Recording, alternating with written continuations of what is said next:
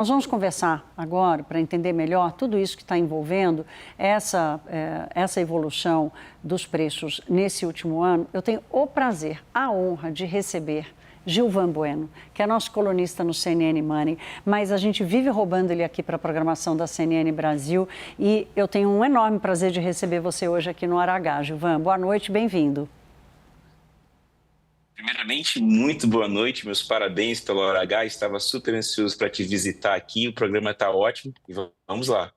Que bom. Gilvan, hoje me chamou a atenção, eu estava assistindo você mais cedo no Bastidores e você deu você fez uma avaliação muito interessante sobre a importância da gente ter uma inflação baixa no Brasil. Como é que você viu esse movimento de desinflação? E tem um papel importante aqui da política monetária, que sim, levou os juros para 15% ao ano, mas conseguiu baixar a inflação. A gente precisa visitar a nossa história. Eu sempre falo que a defesa do Plano Real ela é importante porque nós temos, antes do Plano Real, uma questão de hiperinflação, dificuldade, por exemplo, do crédito, uma dificuldade de você conseguir guardar dinheiro, uma mentalidade de educação financeira, porque nós tínhamos uma hiperinflação, nós precisávamos gastar mais do que arrecadávamos, porque o dinheiro perdia valor. Depois de 30 anos do Plano Real, 31 anos, nós temos aqui a estabilidade financeira, e ela foi construída em 3 grandes pilares, né? Metas de inflação, câmbios flutuantes e superávit primário. Isso é a premissa do que a gente tem que fazer. E nesse comportamento, a inflação, a gente sempre tem que perseguir. Então, a gente, em 31 anos de Plano Real, só fomos vencedores em 5 momentos. Como você sabiamente destacou, Thaís, em 2018. Por que um país como o Brasil não pode abrir mão de perseguição da inflação? Como eu falei mais cedo, nós temos 30 milhões de pessoas abaixo da linha da pobreza. Para quem quer saber o número exato, segundo o Banco Mundial, isso é R$ 600, o Brasil põe um número ainda menor. E quando a gente pensa nessa questão de isenção do imposto de renda, Thaís, que outro dia você comentou, que atinge 70% das pessoas economicamente ativas, a gente entende que o Brasil tem um desafio. Então, um país como o nosso não pode abandonar essa perseguição da inflação. É uma vitória de apenas um ano, vários economistas estão destacando que a gente tem que ter cuidado, mas foi uma vitória positiva. E aqui, Thaís, pegando a questão que você falou sobre a inflação dos alimentos, um dos componentes que permitiu isso foi a inflação dos alimentos, teve uma queda representativa, mas que eu falo, é a nossa inflação, né, Thaís? Tem a inflação também das famílias, aquelas que presenciam suas dificuldades, que fogem um pouco desses números.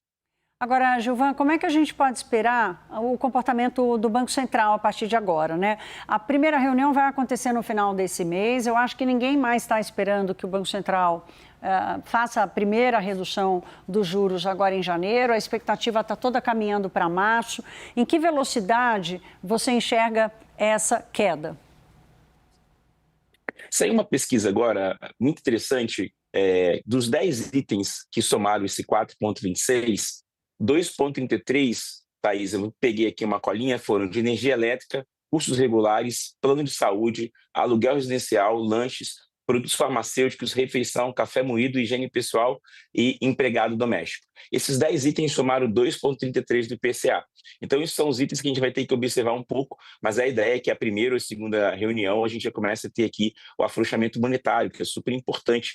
E isso vai ajudar muito os empresários que fazem seus projetos, Thaís. Por quê? Porque a gente está presenciando um número maior de recuperação judicial. Esse combate à inflação tem um custo, que é um custo que os empresários com crédito mais caros. E eu queria fazer uma ressalva, Thaís, porque tem os empresários que conseguem acionar as debêntures, os grandes bancos, mas nós temos 24 milhões de micro e pequenos empreendedores que não têm acesso a um crédito, por exemplo, do mercado de capitais. Então, esse crédito mais barato vai ajudar bastante a gente ter uma recuperação econômica no ano, que nós temos o maior número de feriados, eleições, Copa do Mundo, e muitos falam aqui dessa atividade econômica que pode ser reduzida esse ano.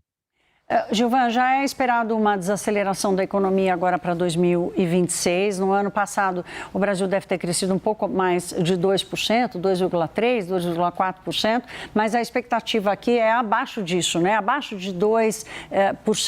Muito em função da política monetária fazendo o seu papel. O Ministério da Fazenda hoje, até em entrevista aqui, o secretário executivo, o secretário de Política Econômica, Guilherme Mello, em entrevista à CNN Brasil, ressaltando que o resultado da inflação foi de uma harmonia entre a política fiscal e a política monetária.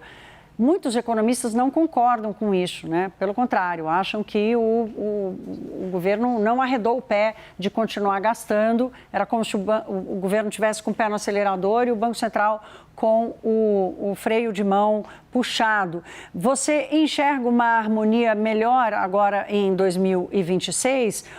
Porque há um receio grande do governo continuar pisando no acelerador, afinal de contas, é ano eleitoral. Thaís, ótima pergunta. Sim, é um ano eleitoral de muitos gastos. A gente tem aqui vários componentes. Ainda há pouco nós conversávamos lá com a Thaís, desculpa, com o Uribe e a Tainá, e eles falavam, né, sobre isso.